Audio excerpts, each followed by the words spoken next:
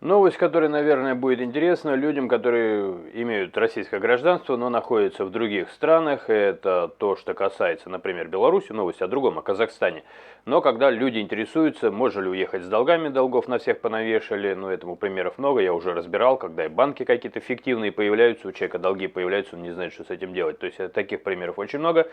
Люди не могут уехать, но ищут способы. И многие интересуются, из Беларуси можно или можно улететь. Кстати, интересовался, на данный момент все еще этот канал работает, при том, что договоры различные происходят между Россией и Беларусью, но обмен информацией о том, кто должник и так далее, это пока не срабатывает. Сейчас больше боятся, кстати говоря, границы между Россией и Беларусью, но есть виды транспорта, которые вроде как не очень проверяют, поезд могут зайти посмотреть, но из-за повесток, из-за призыва можно, короче говоря, могут возникнуть и сложности, лучше быть повнимательнее. Но сейчас мы поговорим о России и Казахстане, потому что довольно серьезное событие произошло, оно публикуется инсайдером. Генпрокуроры России и Казахстана подписали соглашение о возвращении похищенных активов и расширении сотрудничества военных прокуратур. Вот и давайте пройдемся поподробнее по этому вопросу. Сначала, что формально нам сообщают и насколько это может ударить по людям, которые уже сами знаете, кто бы вы ни были, интересует вас это или нет. Российские и казахстанские генпрокуроры Александр Гуцан и Берик Асылов подписали в Астане дополнительные протоколы к соглашению о сотрудничестве между ведомствами от 2009 года. Как пишет «Коммерсант» со ссылкой на источники, в одном из подписанных документов говорится о мероприятиях, направленных на повышение эффективности розыска и возврата незаконно приобретенных активов. Ну, то есть, казалось бы, это, короче говоря, борьба с оргпреступностью. Если есть какие-то деньги, которые надо возвращать, которые были похищены, то вот работа будет вестись в этом направлении. Так что я здесь немножко урезаю длинный текст всей статьи и перехожу сразу к анализу, который, собственно говоря, попросил сделать искусственный интеллект на долгосрочную перспективу. Как это будет использоваться? Есть формальные какие-то объяснения, для чего это сделано, и есть уже в чем и где силовикам это развяжет руки. Ну и давайте попробуем проанализировать. Анализ соглашения между генпрокурорами РФ и Казахстана позволяет выделить несколько уровней взаимодействия. Чтобы понять подводное течение, нужно разделить официальные формулировки и их практическое применение в текущих политических реалиях. Вот разбор ситуации по самим пунктам. Расширение сотрудничества военных прокуратур – это наиболее важный пункт для тех, кто находится, например, в Казахстане. Что изменилось? Раньше взаимодействие шло на уровне главных управлений столиц, теперь оно спускается на уровень гарнизонных и пограничных прокуратур. Прямой смысл такой – это создание горизонтальных связей. Если раньше для запроса по конкретному человеку нужно было запускать бюрократическую машину через Москву и Астану, то теперь прокурор пограничного региона или гарнизона может быстрее и напрямую связываться с коллегой в сопредельном государстве. Риски для скрывающихся от призыва. Военная прокуратура занимается надзором за исполнением законов в армии, в том числе вопросами дезертирства и уклонения от службы, если возбуждено уголовное дело. Упрощение контактов между пограничными прокурорами означает, что обмен данными о лицах, пересекающих границу или находящихся в приграничных зонах, станет быстрее и менее мобилизованным.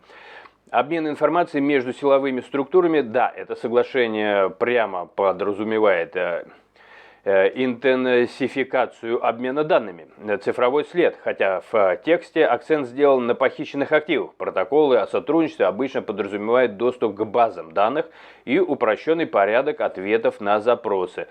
То есть, в принципе, конечно же, расширяет возможности. Адресный поиск. Если человек находится в розыске, даже межгосударственном по личности СНГ, то расширение полномочий низовых прокуратур позволяет эффективнее устанавливать его местонахождение через местные органы миграционной полиции Казахстана.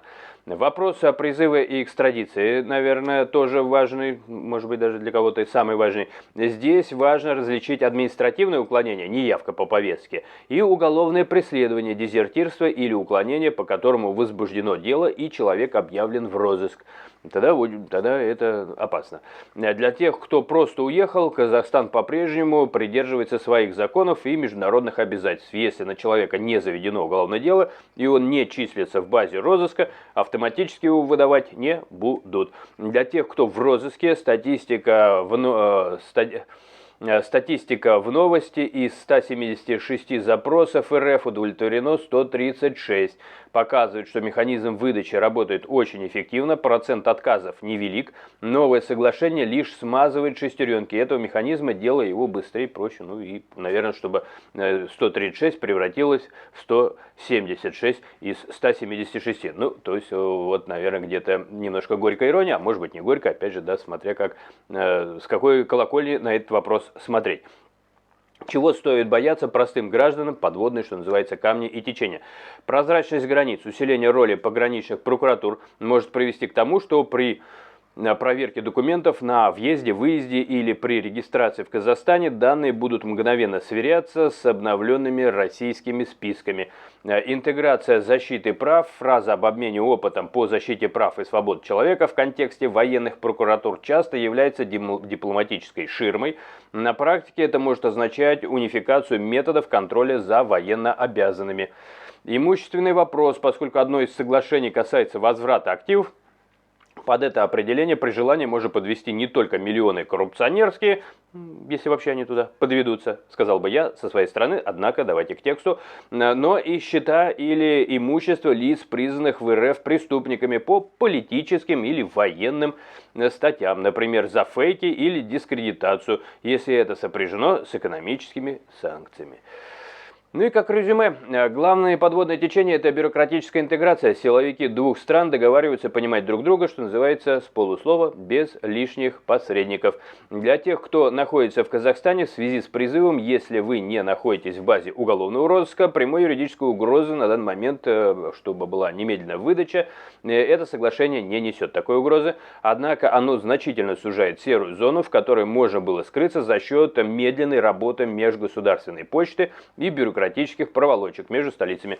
Теперь взаимодействие станет локальным и быстрым. Такая новость, по крайней мере, постарался сделать некоторые уточнения и перспективы применения данного соглашения. Но опять же, еще раз, я не просто так начал с примера с Беларусью, потому что такие соглашения соглашаются, что-то делается, но, скажем так, массового характера применение в отношении каких-то отдельных людей, у которых там долги или еще, ну, уголовные статьи, это немножко другое, когда ты в розыске, это, как говорится, везде всегда и тебя выдадут практически, если это не будет привязано, опять же, к политическому преследованию, да, что будет заметно, например.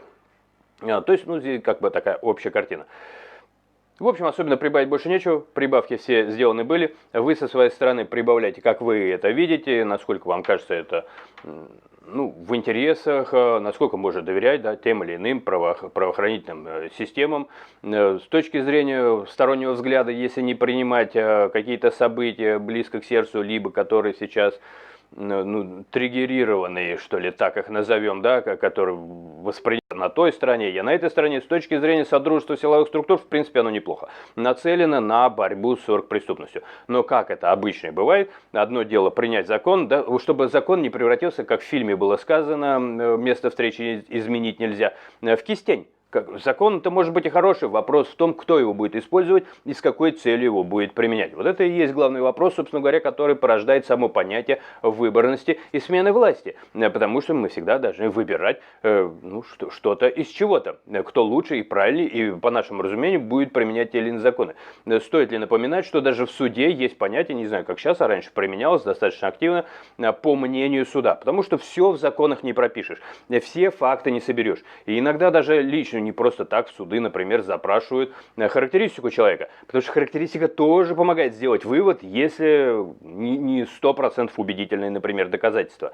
Так что еще раз, очень много всегда человеческого фактора, даже в тех же силовых и судебных системах.